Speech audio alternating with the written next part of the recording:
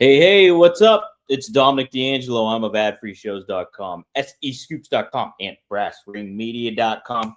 Check it out. It's Rumor and Innuendo. It's a Tuesday, and I am flying solo yet again today. Robert is off this week. He's a busy man. I will have a special guest joining me on Thursday. Indie pro wrestler Vinny Pacifico will be joining me, is the game plan. We'll be talking about what he's been up to. He's a busy guy, not only in the independent wrestling scene, but in acting, in film, so many stuff. Vinny is all over the grid, and so it'll be fun to have a conversation with him, talk a little bit of the wrestling news that's been going on, and get his thoughts on that as well. Programming note for tomorrow, there will not be a show tomorrow because I get to go to a Pirates game. So I will be going to a Pirates game and watching the Buccos lose against the Chicago Cubs. So I will not be here at that time. But we'll have plenty to talk about after Dynamite on going down. And also a little neat note, too. In addition to me going to the Pirates game tomorrow, I will be on the conference call with ESPN talking about WrestlePalooza and WWE getting in that ESPN fold. And so that will be at 10 a.m. earlier that day. And I'll be looking forward to asking some questions. If you guys have particular questions, it's going to be with ESPN executives is this conference call. And if I get an opportunity to ask a question, feel free to pop some suggestions in. What do you want to know in regards to the WWE relationship with ESPN? What any expectations you guys want or things like that? Throw it out there. I am open-minded because I just got this notification probably about like a little less than an hour ago that I will be on the conference call with them. So I'm more than open to hear some questions and take some good ones if that be the case. See, I'm trying to move this over so the Rumor and Innuendo logo appears. But yes, if you guys have some stuff, let me know. Fonzie, we are planning for tomorrow, actually, Triple E. If I can knock some stuff, I might have to wait till next week now that I think about it, just because how everything is lining up with tomorrow. And I want to be able to do a good job when it comes to hosting with Fonzie, because the game plan is we're going to talk about his match with Beulah. He's going to be going to detail. I want to watch that match and get prepped for it and everything to that effect. So might wait until next week. I got to let Fonzie know about that too, now that I think about it. So thanks for let me know there, Triple E. Willie Thornbrew says, you're not alone. We're here with you, brother. That's right. You guys give a lot of good insight, thoughts, and opinions, so I appreciate everybody. Yeah, let's say hi to folks in chat, like Willie Thornbrew, like Triple E, like Dre Owens, who says, just skip the game and do the show. LOL. Should I do the show from the game? My goodness. Devin Dallin. Hey, yo, what up? What up? Yeah, guys, if you have any ideas for questions with ESPN, just let me know. Drop it in the chat here. Yeah, couple ESPN executives are set to be on the call. Don't know who else is going to be on the call, but will be very interesting to get some added insight on there. But hey, we got some added insight as to the build for WrestlePalooza coming up this Saturday, September 20th. Is that right date? I hope it's right. I know it's September 20th. It's Saturday, the 20th. I'm looking at my calendar. Boom. Yes, it is.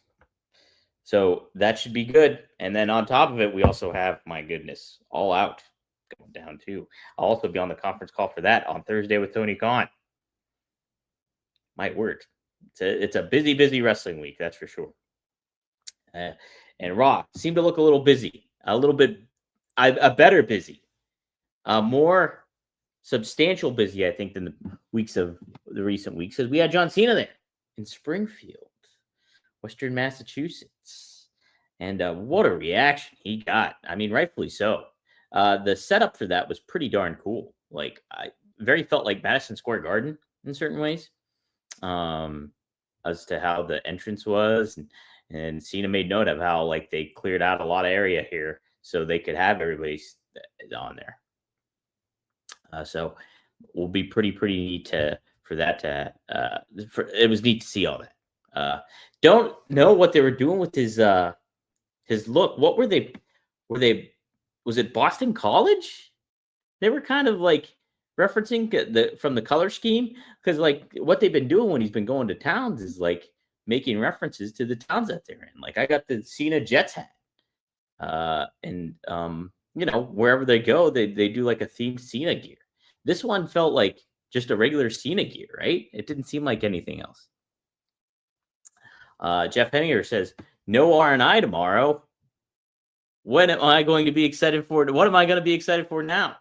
I know. What's going to happen? What are we going to be excited for? We can figure something out. You just get amped up for Dynamite that night. And then imagine what I would say on here. But I thought Raw was a fun show. I thought it was. I thought there was some cool things that went down. Things felt a little meaningful in regards to stuff. I love what AJ, CM Punk, Seth Rollins, and Becky Lynch did in the ring. The segment felt a little long, but when you have people that are really, really good on the mic doing what they do, I'm more okay with it. And I think everybody hit the right notes with this. Seth, I thought, did good crowd reaction stuff as a heel. Becky was really great in her comments, and they added some intrigue into what to expect. Like Punk and AJ first pitched it off like, hey, we're on the same page. Clearly, Punk made note as like, I'm not ego driven enough to take a front seat to my wife here. He like let AJ's theme play. He made note of that. He's wearing the AJ Lee shirt, everything to that effect, and did not do the pomp and circumstance introduction that Seth Rollins did for Becky Lynch. So Punk questioned how are Seth and Becky gonna coexist in the ring when it comes down to it, or will their egos get in the way? And I thought that was a pretty clever way to do it. And because I mean, Becky keeps her man moniker is there, and will they be on the same page kind of aspect? And then then Becky flipped the coin and pointed about AJ and like, hey, we know your mental health's in great shape, but what about your physical health? Read your book, seen that you have some neck issues. What is that going to be like in the ring? Do you know what's going to happen? Are you ready to go? Basically, said Becky. And then Seth made note too that Punk is the type to take his ball and go home if things don't go his way. So if you lose, what does that say about you and AJ? So we're trying to put question into that. And then AJ was like, you make a great point, but like, I don't know what's going to happen, and neither do you. And so I thought it was really, really well laid out. They did a nice job too when it was like, when Seth said some scathing words about Punk to AJ slapped him, and then Seth expected Becky to retaliate. She played the chickeness just for a bit, and then she continued to do that, but she then later attacked AJ from behind, like kind of outsmarting the babyface at this point. So creating a little tease of what fans can expect, to put some questions in people's heads about where this is going to go and what's going to happen here. So that is that. I thought that was a good segment. And thought everybody was positioned in the right manner. Again, like I said yesterday, I think Seth, we're going to learn a lot about Seth here and the development of his character and persona as he's paired with Becky. I thought this was good for him. I think he got to show a little bit more personality, but is he gonna continue to resonate? I think him and Becky, there's some viability there when it comes to what they're doing and everything like that. I want to see it kind of help Seth out, elevate as a heel in the position that he's in. Maybe he'll open up in a certain way that we aren't expecting, and I'm kind of hoping for that to happen, but we'll see. To double back to the Cena promo, I thought that was such a great way to kick off the show. It felt hot, felt really good. Cena didn't need to wrestle, but he mentioned his family was there. Mentioned how he is afraid of Brock Lesnar, but he's not going to back down, not going to give up. Classic Cena stuff in his hometown. Made a lot of sense. The fans ate it up, and the fans loved it. So thought that was a good way to kick off Raw. When it comes to the matches and stuff like that, we had Lyra Valkyria and Roxanne Perez kick things off. And who do we get? talked about it yesterday. Bailey shows up. What was she gonna do? All this conflicted promo stuff, and where's her head at? And we're getting a look inside her head and her thought process, and then all of a sudden, she goes full blown crazy baby face, attacking the Judgment Day, Raquel Rodriguez and Roxanne Perez, and then like Lyra's a little freaked out before Bailey goes out and hugs everybody, hugs Joe Tessitore, hugs Corey Graves, hugs a couple of the fans. Made me think about using Mando. That's not a plug today, but you can use promo code Rumor and get a discount on Mando if you do. Ooh, smells good. I have what do I have? Bourbon leather on right now. But anyways, I thought this made me think. This made me think a lot. I would not turn Bailey heel. No. This could be a red herring because she was so crazy babyface hugging everybody and things like that. We could see conflicted things where Bailey does attack Lyra next time. I don't think that's the best thing to do. I do think it's best to kind of make her a little crazy but make her a crazy baby face where she hugs everybody. She kind of goes back to those ways, but it's a different style of Bailey here. She's not like the sweetheart baby face that we were introduced when she first got called up to the roster and hugging people. I would bring the Bailey buddies back. I would definitely bring the Bailey buddies back, and I would make her. I'd just make it almost like for lack of a better comparison, I guess, Incredible Hulk almost, like don't make her angry, you won't like her when she's angry kind of aspect. And so like she's complete total baby face, but you hit the wrong note with her, boom, she gets really upset, goes crazy, and goes berserk. This also made me think about what I would do after this fact. I would pair her up with AJ. Her and AJ Lee as a new babyface tag team. It kind of takes the pressure off AJ having to wrestle singles matches if you are concerned with, maybe what she's doing in the ring or how she's going to health-wise and aspects like that. Pair her up with Bailey, and you can have a hot new babyface women's tag team. Because look what we're getting at here. We're getting the oh my god, what's the name of the? Oh my god, the Kabuki Warriors. There we go. And Judgment Day. Why not get a babyface women's tag team with AJ and Bailey? You can have a lot of fun with that. I think you can have a lot of fun. Some good comments in here. Lyra and Wrestling Hold had noted that Lyra and Roxanne have good chemistry. They're both really talented, like really talented stuff. Yeah, I think it's good. A few Roxy chants. Yeah, right. I do think there's a chance to turn her babyface too at some point here, and maybe sooner than later. I think you could kind of. I don't know how to navigate that. It depends on when Liv Morgan comes back. Like, could you make Roxanne be almost like the innocent party in it all when it's all said and done, even though she has been pulling strings? Or would you do the role reversal where it is Liv Morgan as the babyface, almost like what happened kind of in a way with Rhea, when she got kicked out of Judgment Day, even though she was a babyface, but would you follow that same formula? Jeff Hanger says, can't wait for Bailey to have 3 different entrances at the Royal Rumble, right? I know. Well, you need her faces. The faces of Bailey is not as distinct as the 3 faces of Foley, because Mick was Cactus Jack, Mankind, and Dude Love. So he had the names behind the faces. Bailey's just always been Bailey, just been different versions of Bailey. You can definitely incorporate her past personalities and everything. I think though, you got to keep her a baby face.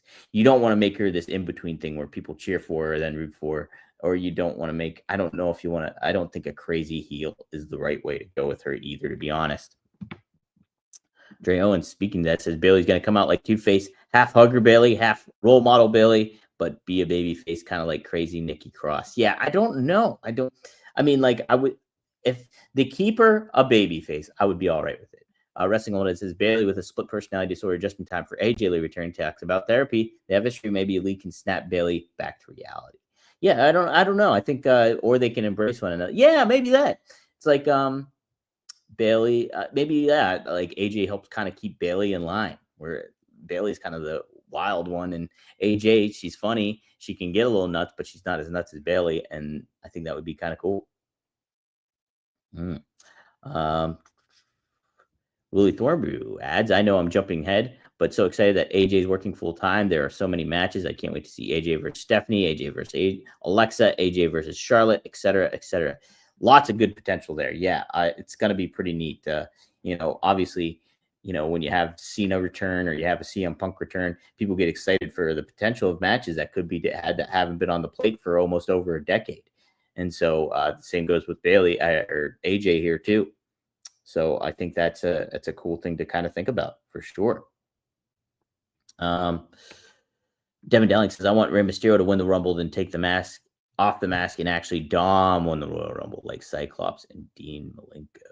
Sequel play. That's like not Cyclops, like Sequel play and Dean Malenko. It'd be hard to kind of hide that it's not Dom behind the mask when it's Rey though. Devin Dowling. That would be very difficult because of the height difference. So, because like D. Malenko and Secope, they were both the same height, and plus Secope was completely covered, as a wrestler. So it's like you wouldn't know him from Sunday, and so D. Malenko doing it was really really cool. I like the thought process, though. I do think I would give Rey another world title run. To be honest, I really would. Maybe that's me being nostalgic, but I think I would give him one. Willie Thornberg, wrestler zoo of simultaneously held wrestlers who wrestler of simultaneously held Intercontinental Championship, World Championship at the same time. The Ultimate Warrior, wrestlers who simultaneously held Intercontinental Championship and World Championship at the same time. Ultimate Warrior, Triple H, and Dirty Dominic Mysterio. Wow, could you imagine that? Yeah, that'd be pretty interesting. Pretty darn interesting. I think though that like in regards to what else developed on Raw, I like what they did with in a way. I like what they did with the Usos and LA Knight. I like the position that they were taking where it's just like LA Knight is, had to search for a partner. Jimmy was like no at first, and then later on, yeah, let's do it. And then they were the main event. Thought LA Knight was pretty decent in this role too. I think the fans were pretty behind him. And I do think that the aspect, of him kind of being a babyface felt pretty good. But then he's the one that goes and hits Jey Uso with the chair, or not the chair, but hits him with is it the BFT? Is that the name of his move? But I think that when it comes down to it, you're putting both these guys in gray areas, and I don't think that's good for anybody. And that kind of goes back to my Bailey thoughts too, is like you don't want her half in, half out. Basically, I think you need some distinguished things here. So if you're creating, I understand them creating like this mixed, conflicted aspect story where, hey, let's wait and see what happens here to kind of get a final determination on who's going to be babyface, who's going to be heel. But I guess the playing field is pretty even right now when it comes to that. Who will take the next leap? Whoever does it next will be the heel. And I guess, LA Knight, I think, would benefit more from being the heel than Jey Uso would. So, I think you can have kind of LA Knight go off the rails even further, and maybe cost the Usos the match at WrestlePalooza. But we'll see. We'll see what happens. Devin Dowling adds, Ray could have one more run, maybe with Seth's belt, and keep Cody as the main. Yeah, I think that would be great. Plus, I made this mention too when that world title was up for grabs with Gunther and Goldberg. I was like, well, you could have Goldberg win that World Heavyweight Championship, and he ties that legacy to the big gold belt from WCW, which is awesome. Rey Mysterio could basically do the same thing, even though he didn't win the big gold when he was in WCW, but he's a classic WCW star. So him winning it would do the same in a lot of ways too. Boy, I kind of like this idea. Wrestling Old Head says Triple H should bring in a new Super Cal, and Dre Owens and adds Wrestling Old Head and a new psychosis. I would like that. They would have to definitely make that connection where they pass the mantle on. But I think that's pretty cool to do, because we've seen that happen with luchadors in the past and everything to that effect. So I think that would be pretty neat to kind of do. And then you can create a history of the wrestler itself themselves, the classic psychosis and the classic super callow, and then move them to AAA, and tie that story together. And so then you just tie it more to history. You in turn make a luchador feel more important and everything to that effect. So I'm kind of with that. A lot of speculation, just fun speculation here. Dre Owen says if Ray becomes champ, then Dom has to be the one to beat him at Mania, WrestleMania, or Triple Mania. Yeah, definitely. Or I think I would like to see. We talked about this yesterday. I'd like to see, even if Ray doesn't have the one of the world title runs in WWE, if he wins the Mega Championship, I think that's a great story you can tell too. So, all for that. All for one and all for one. Little Three Musketeers reference there. But hey, Three Musketeers, they wore some weird pants, didn't they? They sure did. But we got to talk about the perfect gene. The perfect gene is me. Fall is right around the bend, and let me tell you, you got to wear the right pair of jeans when you're in the fall time. Summer means the shorts are gone, and you got to look good in a pair of jeans. You're not going to look any better when you put on a pair of the perfect jean. Seriously, it's my favorite pair of jeans I own. I'll say it every freaking time because it's true. It's legitimately the favorite pair of jeans I own, from the comfort level to the fit to the look to the stretchability of it all. Just the other day, I was trying to get on my bike. Man, I had a different pair of jeans on. I almost toppled over like several times. And even when I'm putting on the brakes, it's not like my seat is super high. It's not. And but when I lay on the brakes and try to get my balance, the jeans were not helping. I almost duffed it several times, seriously, with that pair of jeans. Not with the perfect jean. Every time I put that pair of jeans on and I got to go bike down to my shoot job, boom, no issues whatsoever. Swinging my leg around there, riding it down, putting on the brakes. I'm A-okay. Perfect jeans does it for you. You look good. I look good on my bike. Man, and I can't speak any more highly of Perfect Jeans, and we have the perfect deal for you. It's finally time to stop crushing your balls in uncomfortable jeans by going to theperfectjean.nyc. Our listeners get 15% off their first order, plus free shipping, free returns, and free exchanges when you use code RUMOR15 at checkout. That's 15% off for new customers at theperfectjean.nyc with promo code RUMOR15. After you purchase, they'll ask you where you heard about them. Please support our show and tell them that we sent you. F your khakis and get the perfect jean. Who knew that I was going to make a Three Musketeers reference into a Perfect Jeans ad read? I sure didn't know. Dom, any thoughts on NXT Homecoming tonight? No. Sadly, I do not have thoughts on NXT Homecoming tonight. Is it Ricky Starks versus Oba Femi? Is that the main event? I have not followed NXT. It's just something that's been off my radar as of recent. So no, I don't really have a whole lot of thoughts on it. I know it's a product that I think I would enjoy and get into. It just has not hit my radar because simply I don't have CW, I don't have cable, and I don't have any kind of streaming subscription service to watch it. Now there's other ways to watch it, but I haven't done that yet either. So, Devin Dowling says, I absolutely love my khakis. Did you get khakis at the Perfect Jeans? I don't even know. Wow. Devin Dowling makes mention NWA Power is tonight. First episode after the Crockett Cup. Ooh. Is that on YouTube? I'll have to maybe check that out. I used to love the NWA Power show. So cool. You had Ricky Starks, you had Eddie Kingston, you had Eli Drake. Remember that guy? Whatever happened to Eli Drake? You had James Storm. You had Nick Aldis, the world champ. And the promos that were cut were fantastic. I love the simplicity of them just getting announced and no music. It was such a great show.